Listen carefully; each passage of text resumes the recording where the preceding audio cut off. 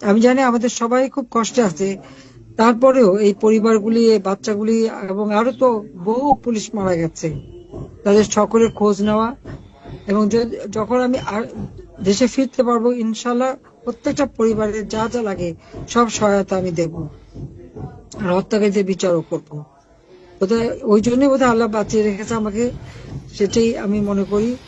কাজে আমি এটুকু তাদেরকে কথা দিতে পারি যে এই ধরনের অপরাধে যারা জড়িত, ষড়যন্ত্রের সাথে জড়িত এবং এখন পর্যন্ত দেশকে যারা জঙ্গির দেশে পরিণত করে একের পর এক মানবাধিকার লঙ্ঘন করে যাচ্ছে, তাদের বিচার বাংলা মাটিতে হবে। এবং আগামীকালের যে হরতাল এবং আন্দোলন, সেটাকে সফল করবার জন্য আমি আহ্বান জানাচ্ছি সবাইকে যে এদের বিরুদ্ধে সকলকে এখন সংগ্রাম করতে হবে, যাতে দেশটা এই রাহমুক্ত হতে পারে, বিচারহীনতার কালচার থেকে বেরোয় আসতে পারে, মানবাধিকার লঙ্ঘনের যে পদে পদে ঘটনা ঘটছে তার থেকে মানুষকে যেন মুক্তি দেওয়া যেতে পারে, দেশের মানুষের শান্তি আসবে, নিরাপদে তারা চলতে পারবে, সেই ব্যবস্থাটাই করতে হবে।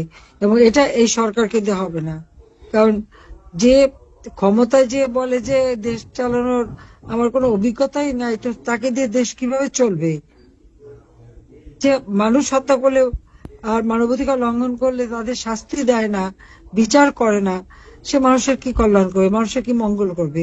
সব ভুয়া মিথ্যা কথা বলে বেড়াবে আর অপরাধীদের নিয়ে দেশটাকে ধ্বংস করবে।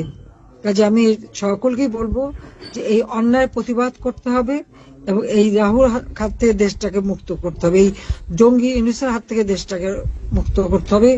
বাংলাদেশের জঙ্গিবাদ চলবে না, এইভাবে মানুষ হত্যা, পিটিয়ে হত্যা, এই জঘন্য ঘটনা যারা ঘটিয়েছে তাদের আমি তীব্র ভাষায় নিন্দা জানাই।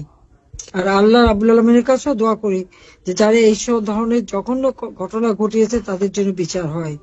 সবাই ভালো থাকেন, সুস্থ থাকেন। জয় বাংলা, জয় বঙ্গবন্ধু।